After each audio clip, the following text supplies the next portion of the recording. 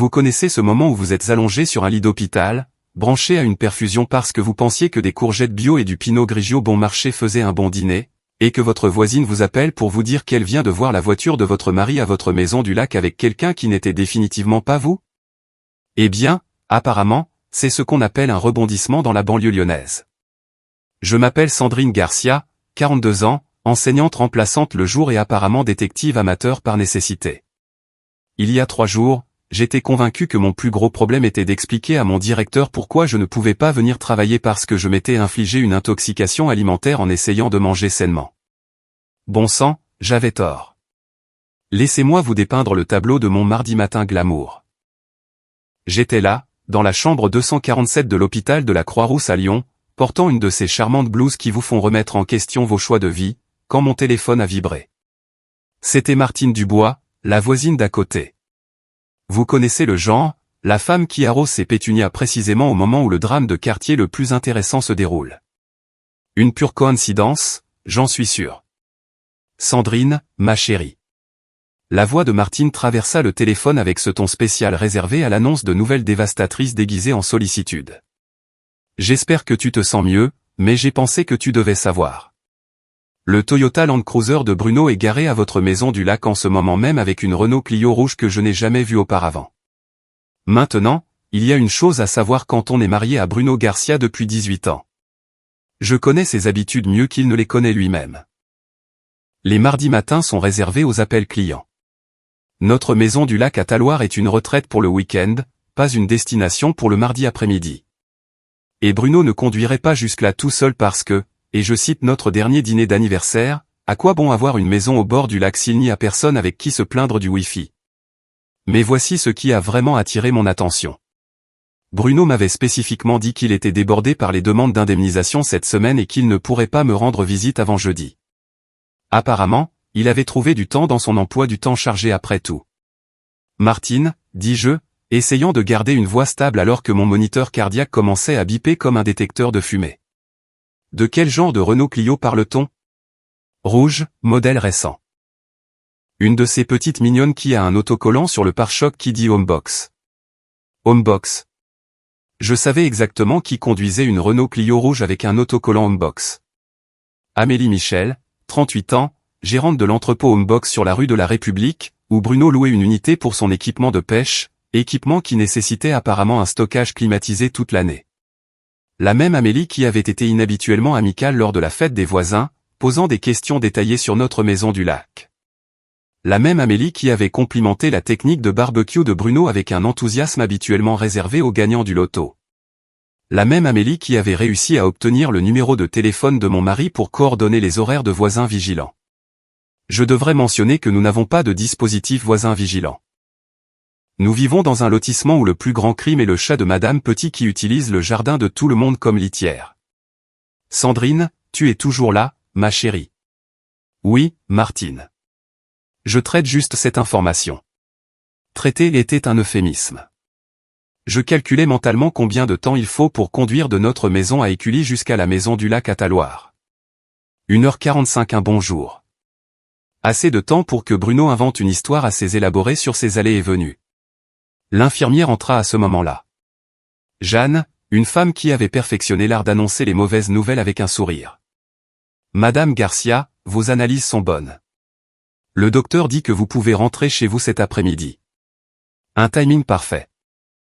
Pendant que Bruno jouait apparemment à la dinette avec Amélie, l'experte en solutions de stockage, j'étais sur le point de devenir une femme libre avec une abondance soudaine de temps et de motivation. Martine, j'ai besoin que tu me rendes un service, dis-je, mon esprit formulant déjà un plan qui rendrait Sunday fière. Peux-tu garder un œil sur cette situation pour moi? Peut-être prendre quelques photos si tu en as l'occasion, tu sais, pour des besoins de documentation. Oh, ma chérie, j'ai déjà 17 photos sur mon téléphone. Différents angles, horodatés, la totale. C'est mieux que mes telenovelas. Bien sûr qu'elle l'avait fait. Martine avait raté sa vocation de détective privé ou de harceleur.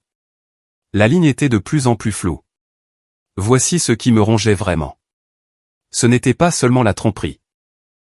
Je veux dire, c'était déjà assez grave, mais utiliser notre maison du lac, l'endroit où nous avions célébré nos anniversaires, organiser des réunions de famille, où j'avais peint les placards de la cuisine de cette hideuse nuance de bleu côtier parce que Bruno insistait sur le fait que ce serait relaxant. C'était personnel. La maison du lac avait été mon sanctuaire. Chaque week-end, je conduisais là-bas avec mes plans de cours et mes romans à l'eau de rose, assise sur la terrasse surplombant l'eau, planifiant des façons créatives d'enseigner la Révolution française à des élèves de 4e. Bruno me rejoignait pour des barbecues et des parties de pêche qui impliquaient surtout qu'il fasse la sieste dans le bateau pendant que j'attrapais réellement le poisson. Et maintenant, il était là-bas en train de se créer de nouveaux souvenirs avec quelqu'un dont la plus grande réussite était d'organiser les vieilleries des autres dans des boîtes en métal.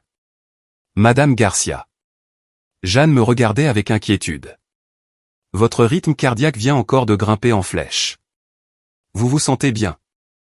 Je pense juste à des rénovations, dis-je doucement. Vous savez à quel point les rénovations peuvent être excitantes. La rénovation que j'avais en tête impliquait de changer toutes les serrures de cette maison du lac et peut-être quelques autres modifications qui rendraient la prochaine visite de Bruno particulièrement mémorable. En signant mes papiers de sortie, je n'ai pas pu m'empêcher de sourire.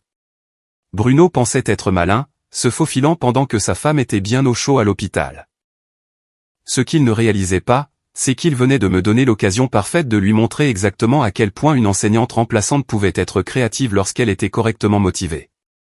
Après tout, j'avais passé des années à gérer des collégiens essayant de me déjouer.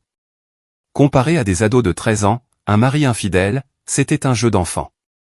La meilleure partie, c'est que Bruno ne savait pas que je savais. Il prévoyait probablement de rentrer tranquillement à la maison demain avec une histoire de réunion client qui s'enchaîne. Peut-être m'apporterait-il des fleurs pour soulager sa conscience coupable. Pendant ce temps, je ferai quelques améliorations à notre escapade romantique. C'est parti, Bruno. C'est parti. Le trajet de retour de l'hôpital m'a donné près de 2 heures pour planifier ma stratégie. Et laissez-moi vous dire, l'enseignement suppléant au collège m'avait préparé à la guerre psychologique d'une manière que je n'avais jamais appréciée jusqu'à maintenant. Ces gamins pensent qu'ils sont manipulateurs. S'il vous plaît. Ils n'arrivent pas à la cheville d'une ménagère de la banlieue lyonnaise avec du temps libre et un mari infidèle à gérer. Premier arrêt, Leroy Merlin. Parce que rien ne dit le nouveau départ comme changer toutes les serrures de votre résidence secondaire pendant que votre mari est occupé à jouer au papa et à la maman avec la reine des box de stockage. Je me suis garé sur le parking du Leroy Merlin de Vénissieux, portant toujours ma tenue. J'ai survécu à une intoxication alimentaire composée d'un pantalon de yoga et d'un sweat à capuche de l'Olympique lyonnais. Classe, je sais, mais parfois le confort l'emporte sur la mode, surtout quand vous êtes sur le point de commettre ce que j'aime appeler une modification de domicile justifiable. Le rayon des serrures était intimidant. Des rangées et des rangées de quincailleries en argent et en laiton qui auraient tout aussi bien pu être étiquetées en grec ancien. Heureusement, un adolescent nommé Kevin, avec un badge et un enthousiasme pour la quincaillerie qui frisait le suspect, était impatient d'aider. Alors, vous voulez changer toutes les serrures de votre maison du lac, demanda Kevin, chargeant mon chariot avec assez de verrous pour sécuriser Fort Knox. Projet de nettoyage de printemps, quelque chose comme ça, ai-je dit. Plutôt une situation de lutte antiparasitaire.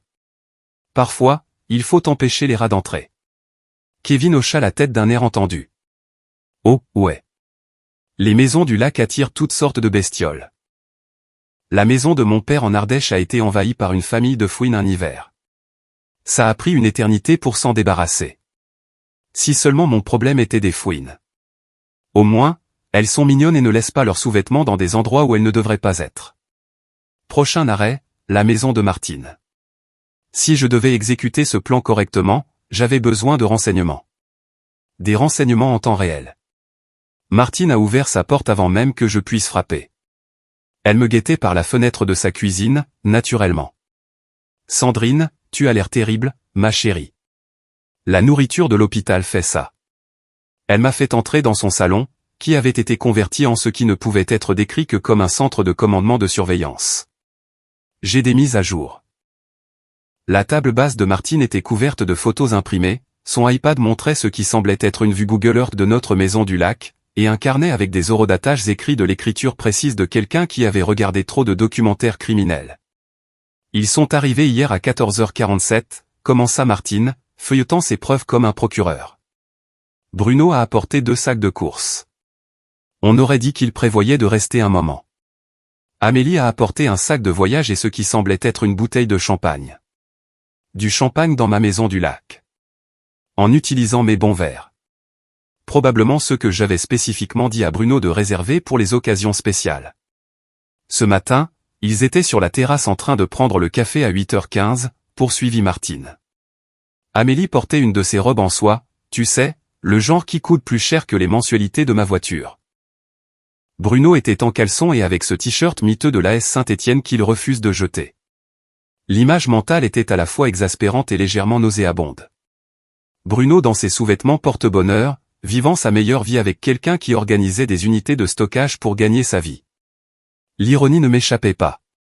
Il avait trouvé quelqu'un dont le travail consistait littéralement à contenir le désordre des autres, et maintenant elle était sur le point de devenir le plus grand désordre de sa vie. Ils sont allés faire un tour en bateau vers 10h30, ajouta Martine.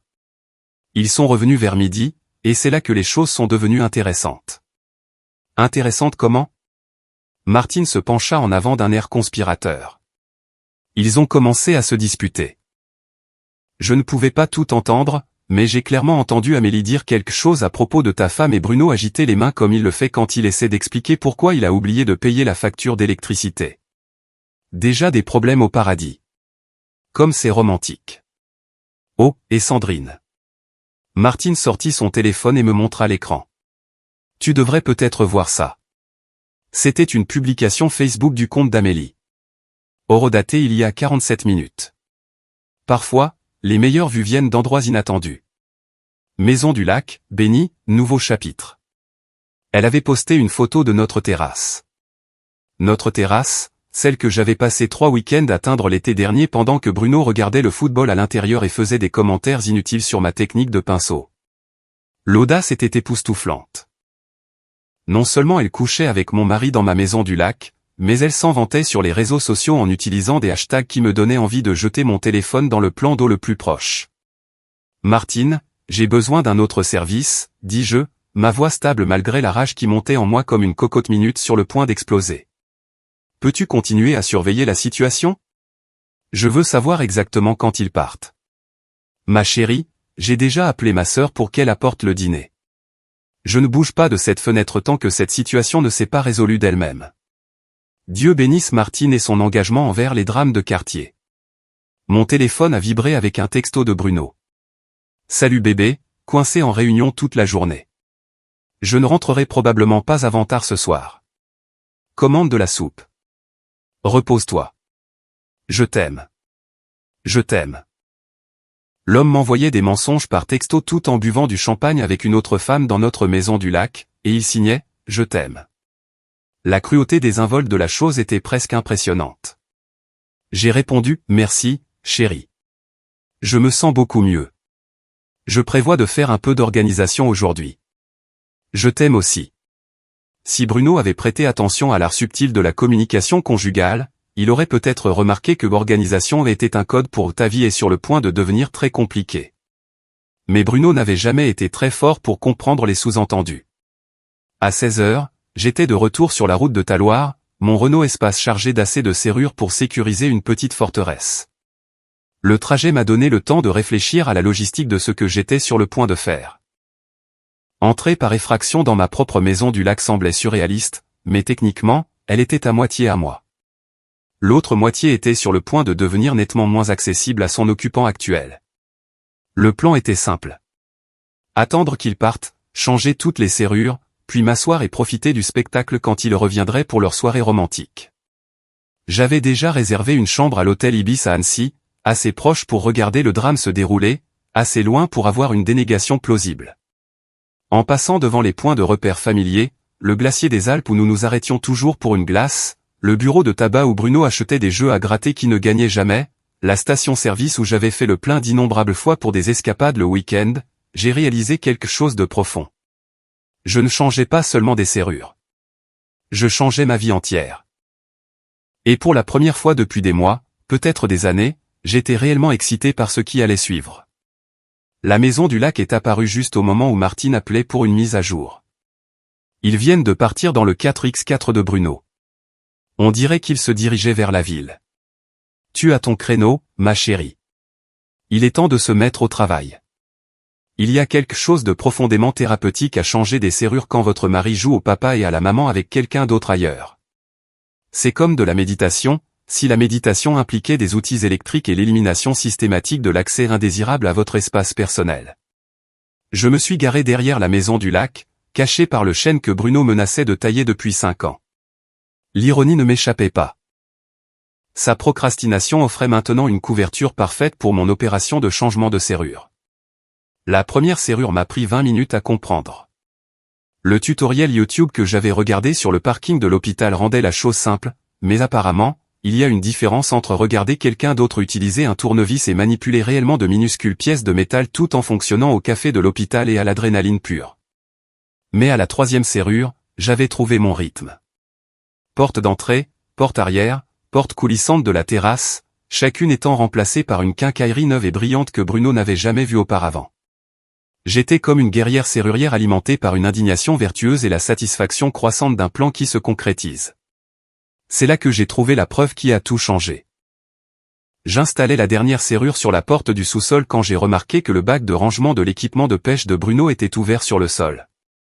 Curieux et opérant selon le principe que toutes les règles étaient suspendues lorsque votre conjoint vous trompait activement, j'ai jeté un coup d'œil. Pas d'équipement de pêche. Au lieu de cela, j'ai trouvé une collection d'objets qui peignaient une image très différente de la double vie de mon mari, des reçus d'hôtel remontant à 8 mois, des emails imprimés discutant d'escapades le week-end, et une boîte à bijoux contenant une bague qui n'était définitivement pas pour moi. 8 mois. Ce n'était pas une passade soudaine de crise de la quarantaine. C'était une seconde relation entièrement orchestrée, complète avec planification d'anniversaire et promesse d'avenir. Bruno n'avait pas simplement trompé. Il avait construit une vie alternative entière pendant que je notais des copies et planifiais nos vacances en famille à l'île de Ré. Mais c'est là que ça devient intéressant. Les emails n'étaient pas seulement des échanges romantiques. C'étaient des discussions d'affaires. Amélie ne volait pas seulement mon mari. Elle était apparemment sa partenaire commerciale dans une sorte de projet d'investissement dans des installations de stockage. Mon mari, qui ne pouvait pas équilibrer notre carnet de chèques sans mon aide, prévoyait d'acheter des installations de stockage avec sa petite amie en utilisant notre compte d'épargne commun. Je me suis assise sur le sol du sous-sol, entouré des preuves de la tromperie élaborée de mon mari, et j'ai commencé à rire. Pas le genre de rire hystérique qui signifiait que je faisais une dépression nerveuse. Le genre sincèrement amusé qui signifiait que je venais de réaliser à quel point cela allait se retourner contre lui de manière spectaculaire. Voyez-vous, Bruno avait commis une erreur cruciale dans son plan directeur. Il avait oublié que c'était moi qui gérais toutes nos finances. Chaque compte bancaire, chaque investissement, chaque carte de crédit. Je gérais tout parce qu'on ne pouvait pas faire confiance à Bruno pour se rappeler quelle facture était due à quel moment. Et notre compte d'épargne commun, celui qu'il prévoyait d'utiliser pour son aventure d'installation de stockage, nécessitait les 2 signatures pour les retraits supérieurs à 4 700 €. Une mesure de sécurité sur laquelle j'avais insisté il y a des années lorsque Bruno avait failli acheter un jet ski sans me consulter. Mon téléphone a vibré avec un texto de Martine. Ils sont de retour. Viennent d'arriver. Amélie porte ce qui ressemble à des sacs de plats à emporter. On dirait qu'ils s'installent pour la soirée. Un timing parfait. J'ai rassemblé toutes les preuves, je les ai enfermées en sécurité dans ma voiture et je me suis préparé pour la partie la plus satisfaisante de mon plan. Mais d'abord, je devais passer quelques coups de fil. Appel numéro 1, notre banque. Bonjour, c'est Sandrine Garcia. Je dois mettre un blocage temporaire sur les retraits importants de notre compte d'épargne commun. Oui, je patiente. Le représentant du service client a été serviable et discret. Le compte était maintenant verrouillé plus hermétiquement que Fort Knox. Tout retrait supérieur à 950 € nécessiterait que les 2 titulaires du compte se présentent en personne avec une pièce d'identité. Appel numéro 2, ma belle-sœur, Marie, qui se trouvait être avocate spécialisée en divorce à Grenoble. Marie, hypothétiquement parlant, si quelqu'un découvrait que son conjoint prévoyait de vider leur compte d'épargne commun pour acheter une propriété avec sa maîtresse, quelle serait la façon la plus intelligente de se protéger? Hypothétiquement, a dit Marie, et je pouvais l'entendre passer en mode avocate. Cette personne devrait tout documenter, sécuriser tous les comptes financiers et probablement avoir une conversation avec un avocat en droit de la famille, hypothétiquement. Et si cette personne hypothétique avait des photos, des emails et des reçus d'hôtel prouvant une liaison de 8 mois, alors cette personne hypothétique devrait probablement commencer à réfléchir si elle veut sauver le mariage ou se sauver elle-même. Appel numéro 3, le plus important. J'ai composé le numéro du meilleur service de serrurerie de Taloir, une opération 24h24 qui s'adressait à la foule des chalets d'été. Bonjour, c'est Sandrine Garcia. J'ai besoin d'une réparation de serrure d'urgence à ma maison du lac demain matin. À quelle heure pouvez-vous être là? 9 heures. Parfait. Et oui, j'aurais besoin que vous documentiez que ces serrures ont été changées à la demande du propriétaire. Le plan évoluait magnifiquement. Bruno et Amélie passeraient leur soirée romantique dans la maison du lac, célébrant probablement leur futur partenariat commercial et quel que soit l'anniversaire qu'ils marquaient. Demain matin, ils partiraient travailler. Bruno à son bureau d'assurance, Amélie à son installation de stockage, et quand ils reviendraient demain soir pour la deuxième manche de leur escapade romantique, ils se retrouveraient enfermés dehors avec une documentation officielle attestant que les serrures avaient été changées par le propriétaire légal pour des raisons de sécurité. Mais je n'avais pas encore fini. Le meilleur était encore à venir. J'ai conduit jusqu'à l'hôtel Ibis, j'ai pris ma chambre et j'ai ouvert mon ordinateur portable. L'heure de faire un peu de gestion créative des réseaux sociaux. D'abord, j'ai créé un album Facebook privé intitulé « Mise à jour sécurité maison du lac » et j'ai téléchargé toutes les photos horodatées de Martine. Ensuite, j'ai lancé une discussion de groupe avec mes 3 amies les plus proches, Sophie, Julie et Nathalie, des femmes qui connaissaient Bruno presque depuis aussi longtemps que moi. Les filles, j'ai besoin de votre aide pour un petit projet, ai-je tapé. Bruno semble avoir oublié que notre maison du lac a des caméras de sécurité. C'était un mensonge, mais stratégique. Nous n'avions pas de caméra de sécurité, mais Bruno ne le savait pas. Et d'ici demain, quand il paniquerait à l'idée d'être enfermé dehors, la possibilité que tout ait été enregistré ajouterait une couche délicieuse de paranoïa à sa situation. Mon téléphone a sonné. C'était encore Martine. Sandrine, tu dois voir ça. Ils sont dehors sur la terrasse avec des bougies et tout. Bruno a sorti sa guitare. Sa guitare? Celle dont il jouait exactement 2 fois par an, généralement après trop de bière et toujours mal. Il sérénadait sa gérante d'installation de stockage avec les 3 mêmes accords qu'il massacrait depuis l'université. Martine, rends-moi service. Enregistre ça si tu peux. J'ai le sentiment que les talents musicaux de Bruno sont sur le point de devenir une preuve très importante. En m'installant dans ma chambre d'hôtel pour la nuit, j'ai ressenti quelque chose que je n'avais pas éprouvé depuis des mois. Une clarté totale. Demain, Bruno découvrirait que sa double vie soigneusement construite avait de sérieux problèmes structurels. Et Amélie apprendrait que son nouveau petit ami venait avec beaucoup plus de bagages qu'elle ne l'avait négocié. La meilleure partie, c'est qu'ils comprendraient tout cela ensemble, enfermés à l'extérieur de la maison du lac avec rien d'autre que l'un l'autre et le terrible jeu de guitare de Bruno pour réconfort. Parfois, la justice s'accompagne d'une bande originale. Jeudi matin est arrivé avec ce genre de temps d'automne frais qui fait ressembler la région du lac d'Annecy à une carte postale. Des conditions parfaites pour ce que je considérais déjà comme le grand lock-out de la maison du lac de 2024. Je me suis positionné dans un café du centre-ville de Taloir avec une vue dégagée sur la route de la maison du lac. Armé de mon ordinateur portable, des mises à jour en temps réel de Martine et du genre d'anticipation habituellement réservé aux fins de saison des très bonnes séries télé. À 8h47, mon téléphone a vibré avec un texto de Bruno. Salut bébé. Encore une journée de fou en vue. Je serai peut-être encore en retard ce soir. Comment te sens-tu? J'ai répondu, beaucoup mieux. Je prévois de prendre l'air aujourd'hui. Peut-être faire un tour en voiture. Je t'aime. La partie peut-être faire un tour en voiture était techniquement vraie. Je conduisais déjà, juste pas là où Bruno pensait que j'étais. À 9h15, Martine a appelé avec le rapport du matin. Ils viennent de partir. Le 4x4 de Bruno se dirige vers la ville. Amélie avait l'air habillée pour le travail. Parfait. Le serrurier arriverait dans 15 minutes. Et au moment où Bruno et Amélie reviendraient pour leur rendez-vous du soir, ils trouveraient une situation de sécurité sensiblement différente. Le serrurier, un type joyeux nommé Pierre, qui sécurisait des maisons de lac depuis 20 ans, est arrivé pile à l'heure. Madame Garcia, j'ai entendu dire que vous aviez besoin de travaux de serrurerie d'urgence. C'est exact. Problème de sécurité. J'ai besoin d'une documentation attestant que ces serrures ont été changées à la demande du propriétaire, et j'aurai besoin d'un reçu indiquant la date et l'heure d'aujourd'hui. Pierre hocha la tête professionnellement.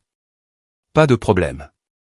Ça arrive plus souvent que vous ne le pensez, surtout avec les locations et les situations domestiques. Je n'ai pas corrigé son hypothèse sur la situation domestique. Certaines vérités valaient mieux être tues. Pendant que Pierre travaillait, j'ai passé quelques autres appels téléphoniques stratégiques. Le premier était au bureau de Bruno. Assurance Hartwell. C'est Dominique à l'appareil. Salut, Dominique. C'est Sandrine Garcia, la femme de Bruno. Je prépare une surprise pour Bruno, et j'ai besoin de savoir à quelle heure il quitte le bureau habituellement. Ne lui dis pas que j'ai appelé. Dominique gloussa d'un air conspirateur. Oh, c'est mignon. Il part généralement vers 17h30, mais les mercredis et jeudis, il part parfois plus tôt pour des visites clients. Aujourd'hui, il a dit qu'il avait une réunion qui pourrait se terminer tard.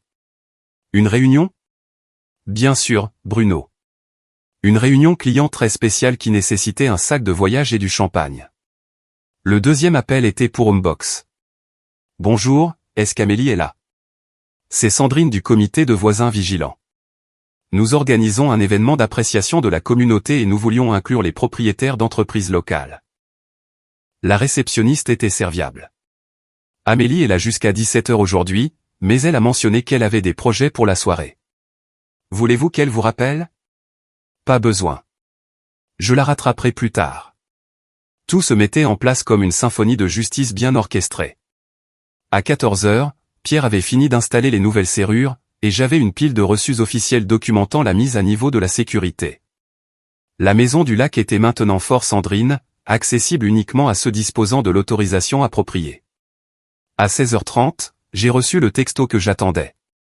Bruno envoyant son message habituel de retard, suivi 20 minutes plus tard par un autre message. Je ne rentrerai peut-être pas à la maison ce soir. Cette situation client est compliquée. Martine a appelé à 17h15. Le 4x4 de Bruno vient d'arriver. La voiture d'Amélie juste derrière lui. Ils ont des sacs de course et ce qui ressemble à une bouteille de vin. Ils s'installent pour une autre soirée romantique, je dirais. Parfait. Comment est chargée ta caméra, ma chérie? J'ai des batteries de rechange et une place au premier rang. C'est mieux que le câble. À 18h30, mon téléphone a explosé d'appels. Le premier était de Bruno, que j'ai laissé aller sur messagerie. Le deuxième était encore de Bruno. Le troisième était d'un numéro que je ne reconnaissais pas. Probablement le téléphone d'Amélie. J'ai écouté le message vocal de Bruno. Sandrine, il se passe quelque chose de bizarre à la maison du lac. Les serrures ne marchent pas. Est-ce que tu as changé les serrures? Rappelle-moi. C'est vraiment important. La panique dans sa voix était délicieuse. Martine a appelé immédiatement après. Oh mon Dieu, Sandrine. Ils essaient d'entrer depuis 10 minutes. Bruno fait le tour de la maison, vérifiant chaque porte et fenêtre comme une sorte de cambrioleur. Amélie est debout près de sa voiture, l'air de vouloir disparaître sous terre. Est-ce qu'ils se disputent déjà? Pas encore. Mais Bruno continue de pointer les portes du doigt et de secouer la tête. Amélie est sur son téléphone, probablement en train de chercher des serruriers sur Google. Eh bien, ils seront déçus. La plupart des serruriers n'ouvriront pas une maison sans preuve de propriété. Et j'ai toute la documentation juste ici. Mon téléphone a vibré avec un autre appel de Bruno. Cette fois, j'ai répondu « Salut, chérie. Comment s'est passée ta journée? Sandrine, c'est quoi ce bordel? Qu'est-ce qui se passe avec la maison du lac? Les clés ne marchent pas, oh, c'est tellement étrange. Tu es à la maison du lac? Je croyais que tu avais des réunions clients toute la journée. Silence. Un beau silence paniqué. Le client voulait se réunir à la maison du lac. C'est compliqué. Eh bien, c'est compliqué, surtout depuis que j'ai changé toutes les serrures ce matin pour des raisons de sécurité. Tu sais que les cambriolages ont augmenté dans la région. Encore du silence. Tu as changé les serrures. Quand? Pourquoi tu ne me l'as pas dit? J'ai essayé de t'appeler ce matin, mais tu as dit que tu étais occupé avec des réunions.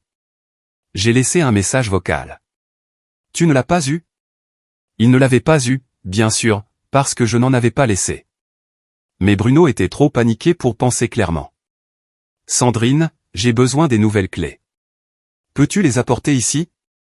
Oh, chérie, je ne me sens pas assez bien pour conduire aussi loin, mais je pourrais te les envoyer par la poste. Elles devraient arriver d'ici samedi.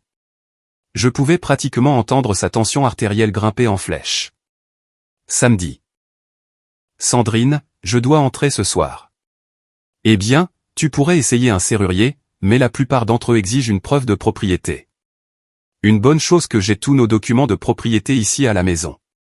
Martine a appelé sur mon autre ligne. J'ai mis Bruno en attente. Sandrine, tu dois entendre ça. Ils se battent. Bruno hurle quelque chose à propos de complications et Amélie vient de jeter son sac à main par terre. J'ai repris Bruno. Chérie, tu es toujours là? Ça a l'air venteux. Sandrine, s'il te plaît. C'est vraiment important. Tu ne peux pas conduire jusqu'ici avec les clés. Je suis désolé, mon cœur, mais je suis juste trop faible après avoir été à l'hôpital. Peut-être que ton client pourrait reprogrammer. Une autre longue pause. Mon client, elle est. C'est vraiment compliqué, Sandrine. La ville est souvent, chérie. Mais regarde le bon côté des choses. Au moins tu n'es pas seul. Ton client peut te tenir compagnie pendant que tu cherches où passer la nuit. J'ai raccroché et j'ai immédiatement rappelé Martine. Rapport de situation. Oh, ma chérie, ça devient bon. Amélie vient de monter dans sa voiture et a démarré en tronc bord de l'allée. Bruno est planté là sous la pluie, l'air de quelqu'un à qui on a volé son chiot. Et il commence à pleuvoir plus fort. Parfait. Absolument parfait. Mon téléphone a sonné à nouveau. Bruno. Naturellement, je l'ai laissé aller sur messagerie cette fois. Puis j'ai ouvert mon ordinateur portable et j'ai commencé à taper une publication Facebook. Mise à jour de la sécurité de la maison du lac terminée. Parfois, il faut changer les serrures pour empêcher les nuisibles indésirables d'entrer. Amélioration de l'habitat sécurité d'abord nouveau départ. La publication a obtenu 7 j'aime dans les 5 premières minutes. Martine a commenté, meilleure mise à jour de sécurité de tous les temps. La justice, s'est-il avéré, est venue avec un excellent Wi-Fi et des retours en temps réel sur les réseaux sociaux. 3 semaines plus tard, je suis assise sur la terrasse de ma maison du lac. Oui, la mienne maintenant. Grâce à d'excellents conseils juridiques de Marie et à l'offre de règlement de Bruno, étonnamment généreuse et induite par la culpabilité. Je regarde le coucher de soleil sur le lac d'Annecy avec un verre de vin qui coûte plus cher que mon ancien budget d'épicerie hebdomadaire. Le vin a le goût de la victoire, doux, complexe, avec des notes de « je n'arrive pas à croire que j'ai supporté ça pendant 18 ans » et une finale qui suggère que mon compte en banque est nettement plus sain maintenant. Bruno, il s'avère, a été remarquablement coopératif pendant nos négociations de divorce. Apparemment, quand votre future ex-femme a des photos, des relevés bancaires et une voisine qui est fondamentalement une experte en surveillance, vous devenez très motivé pour régler ça à l'amiable. Qui l'eût cru? Le projet d'investissement dans l'installation de stockage ne s'est jamais concrétisé, principalement parce qu'Amélie a décidé qu'elle n'était pas prête pour un partenariat commercial avec quelqu'un dont la femme pouvait changer les serrures plus vite qu'il ne pouvait inventer des mensonges crédibles. Elle a été mutée dans un site Homebox à Saint-Étienne, assez loin pour éviter les rencontres gênantes au carrefour, mais assez près pour que Bruno puisse lui rendre visite s'il voulait se remémorer leur romance de 3 jours. Il ne lui rend pas visite. Apparemment, Amélie n'était pas aussi enthousiaste à propos de son jeu de guitare qu'il l'avait espéré.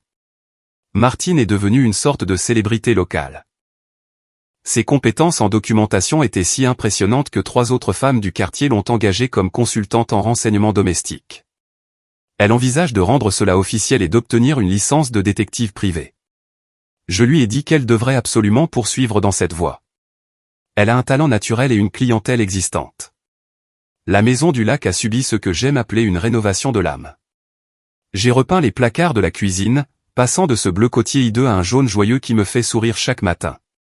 J'ai remplacé le fauteuil inclinable en cuir lait de Bruno par un fauteuil de lecture qui passe réellement par la porte. Et j'ai installé de vraies caméras de sécurité, pas pour la protection, mais parce que l'ironie m'amuse. J'ai aussi lancé une chaîne YouTube appelée Maison du Lac Sandrine où je partage des conseils d'amélioration de l'habitat, des critiques de restaurants locaux et ce que j'appelle diplomatiquement des conseils de transition de vie. L'épisode sur le changement de serrure a 47 000 vues et ça continue. Il s'avère que beaucoup de gens peuvent s'identifier au besoin d'une meilleure sécurité domestique. Ma carrière d'enseignante a également pris une tournure inattendue. La directrice, Madame David, a été si impressionnée par mes compétences en gestion de crise, ces mots, qu'elle m'a offert un poste à temps plein pour enseigner les compétences de vie aux élèves de terminale. Apparemment, mon expérience dans la détection de la tromperie et la gestion de situations complexes se traduisait bien pour préparer les adolescents au monde réel. Qui savait que découvrir la liaison de son mari pouvait être un si excellent développement professionnel? Ce qui est drôle, c'est que je ne suis plus en colère. Cela m'a surprise plus que tout. Je m'attendais à passer des mois, peut-être des années, à traiter la trahison et à travailler sur des sentiments d'inadéquation. Au lieu de cela, je me sens comme quelqu'un qui a porté des chaussures de taille trop petite pendant des années et qui a finalement réalisé qu'il pouvait simplement acheter de nouvelles chaussures. Bruno n'était pas méchant, juste faible et remarquablement mauvais en planification. Son grand plan d'évasion avait plus de trous qu'une moustiquaire, et ses gestes romantiques avaient toute la sophistication d'un bal de collège. Amélie n'était pas une maîtresse manipulatrice, juste une femme qui pensait avoir trouvé quelqu'un avec plus à offrir qu'il n'en avait réellement.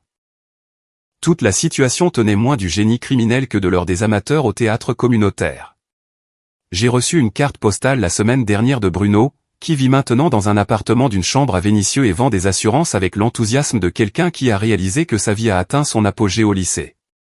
La carte postale montrait la vue depuis Fourvière et disait simplement « J'espère que tu vas bien ». B. J'en ai renvoyé une photo de la terrasse de ma maison du lac au coucher du soleil. Le message disait « Jamais été aussi bien. Merci de demander. » Ce n'était pas censé être cruel, juste honnête. Je n'ai vraiment jamais été aussi bien. Les boulots de remplacement se sont taris parce que je ne suis plus disponible pour les appels de dernière minute. Je suis trop occupé à vivre ma vraie vie au lieu de combler les absences des autres.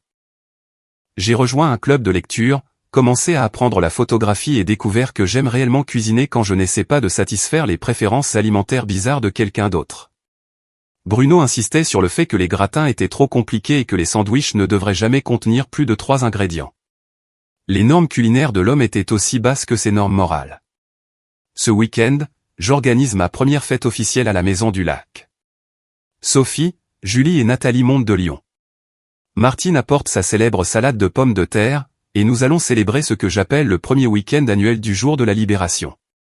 Les prévisions météorologiques annoncent des conditions parfaites. Ensoleillé, chaud, avec de légères brises venant du lac. Pas de tempête à l'horizon, pas de complications inattendues, pas d'invités mystérieux pour la nuit nécessitant des changements de serrure d'urgence, juste des amis, des rires, du bon vin et le genre de paix qui vient du fait de savoir exactement où l'on en est dans sa propre vie. Alors que le soleil se couche sur l'eau, peignant le ciel de nuances de rose et d'or qui rendraient jalouse une carte de vœux, je lève mon verre à la brise du soir. À la santé des changements de serrure, des changements de vie, et de la belle simplicité de garder les mauvaises personnes dehors et de laisser entrer les bonnes.